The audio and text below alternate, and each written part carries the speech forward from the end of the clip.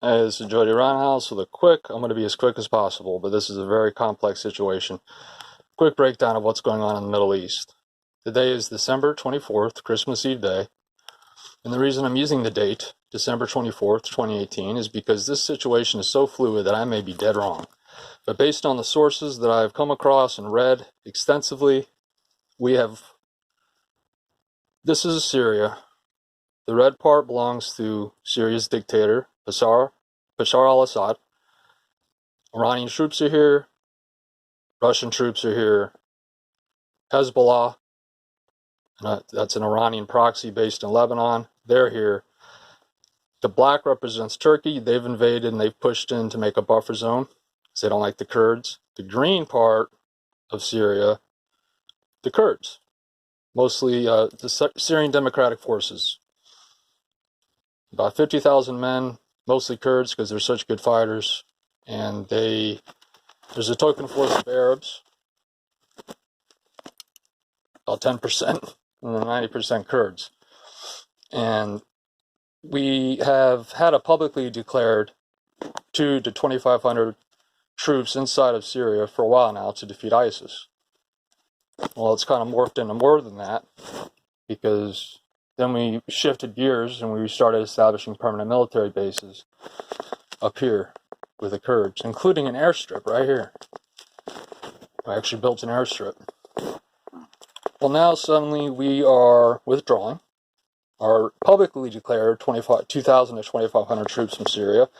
I have read source material in the past, that said that we had up to 4,500 plus troops in Syria, despite what the American government says. All right, so if we had 4,000 and we're taking out 2,000, the other 2,000 are undeclared. As President Trump said, he's not going to broadcast his strategy. He just went ahead and did it. He pulled out the majority of our troops. They're saying all. I disagree. I think that we're going to have special operations guys, maybe just a few hundred, but we're going to have them here. And right here is where the key is. Along with Israel, the United States, Israel, and fighting Iran inside of Syria. Trump has decided, apparently, with his national security team, no, we're going to fight him in here, in Iraq. When ISIS blitzed through northern Iraq, Iran created the umbrella term known as the Popular Mobilization Units. It consists of about 40 militias, most of which pledge allegiance to Iran, even though on paper they pledge allegiance to Baghdad. Iranian troops are mixed in with them. Iranian generals command them. About 150,000 right here.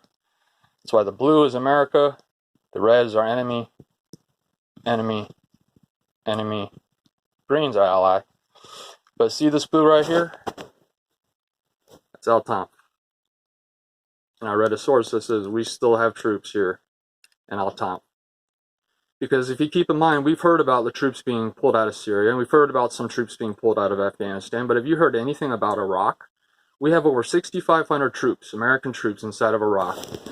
Not a word has been seen, and if you try to Google it, it's either been blacked out from the media, or the media has been so inundated with news about all these developments that it's the story, anything about Iraq has been pushed down so far, I'd have to go to like Google page 80 in order to find anything. We have 6,500 troops inside of Iraq. No one's talking about it. Except two sources. Right here at Al Tamf, which I've talked about in previous videos. Because Iran is trying to establish Persian Empire version 3. Persian, these are Arabs.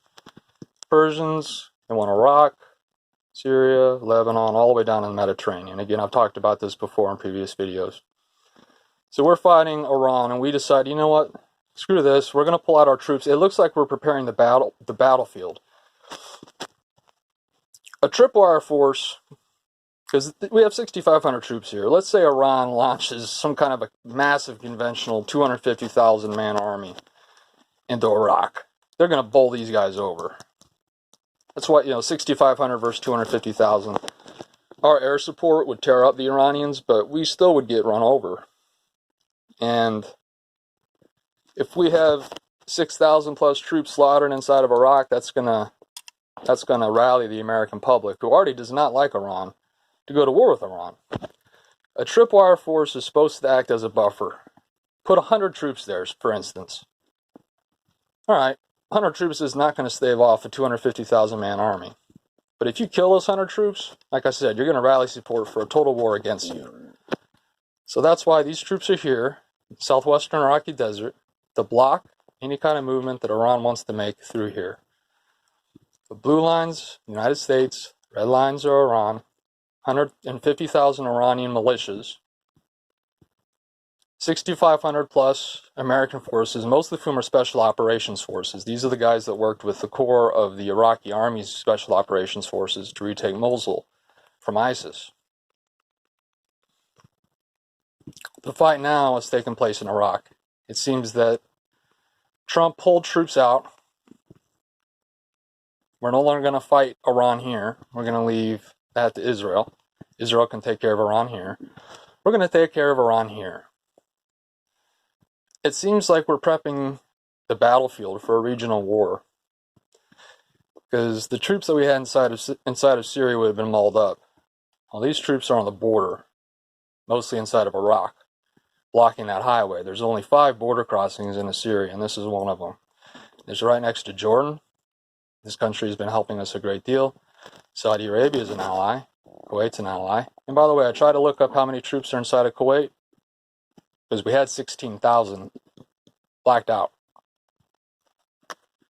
Okay, now I need to switch to another map. One thing about Mattis leaving, that was unnerving to me. Everything is so fluid though, nobody knows what's really going on. But when I heard that Mattis left, I became concerned. And with God's help, I started thinking, and you know, it looks like we made a lot of backroom, smoke and mirrors deals with Turkey, Russia. I know Israel's made deals with Russia to allow them to strike Iranian targets inside of Syria. Let's see. I have to work off notes because of the complexity of this. Keep in mind, throughout all of this, there's been no real public outcry from Israel or from our allies in the region. Saudi Arabia, Jordan, and then south into the Gulf states.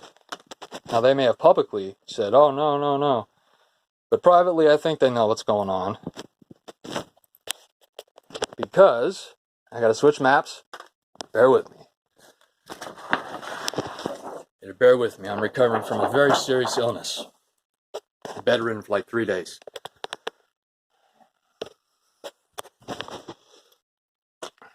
We recently, out of nowhere, moved the Stennis, the USS Stennis Carrier Strike Group, into the Persian Gulf, where the 5th Fleet is stationed, right under Iran, right next to Iran.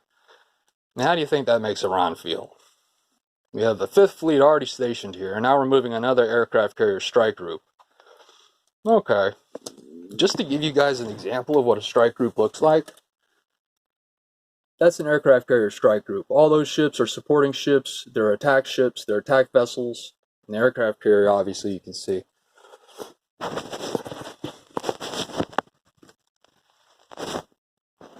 So, I'm going to try to wrap up. Damascus, saying the Russians have it. Because we know the Russian economy can't hold up any kind of protracted war. Let them drain their economy here so that they can't do anything in Europe. Iraq, for all intents and purposes, we control. The Iranians may have 150,000 militia soldiers here in various militias, but we have 6,500 troops backed by massive air power. The U.S. Carrier Strike Group, the Stennis, that has 90 fixed-wing aircraft as well as helicopters on board. In Afghanistan, we have 10 to 11,000 troops. We've pulled out about 7,000. The other 3 to 4,000, I'm sure, are going to be special operations forces carrying out capture-kill missions against the Taliban, who we are currently in peace talks with. So we moved this guy into the Persian Gulf at the same time that we withdrew from Syria to keep those guys from getting bowled over, and then Iraq. But we still have massive military capabilities. Saudi Arabia, Yemen's on fire right now. Oman, United Arab Emirates, even Egypt. They all hate Iran. So it looks like we're setting the stage for either a war, or we're simply balling up to Iran to show them, hey, look, we're here. You better bow to our shit. You know, you better, excuse my language, you better bow to us in the sense of stop the missile programs, the ballistic missile programs, back off on the nuclear weapons stuff. And basically the U.S. has chosen to fight Iran inside of Iraq rather than Syria. Like I said, in Syria, Israel's got that on lock. Israel's carried out well over 100 airstrikes against Iranian targets inside of Syria. Inside of Iraq, again, look it up. It's blacked out. But we do have 6,500 troops there, and I've read 2 sources that say that they're guarding Al-Tanf, which in a previous video, like I said, that's the border crossing that's going to block Iran from moving its little plan of having a Shiite crescent moving into the Mediterranean. That's what it looks like for right now. Very confusing. This all could change any day, which is why I'm dating this. This is December 24th, 2018. And I think Iran's very afraid because of the amount of firepower we can put down on them. Keep in mind, we have major air bases. We have one in Turkey. We have air bases in Afghanistan. We have air bases in Iraq. One of our largest air bases in one of these Gulf states, I forget which one. Our largest air base in the world, United States, is in one of these Gulf states. It's not Saudi Arabia, it's one of the smaller ones. So, this is what's going on. Let's see what happens. If you liked what you saw, please subscribe. Come on, Holmes.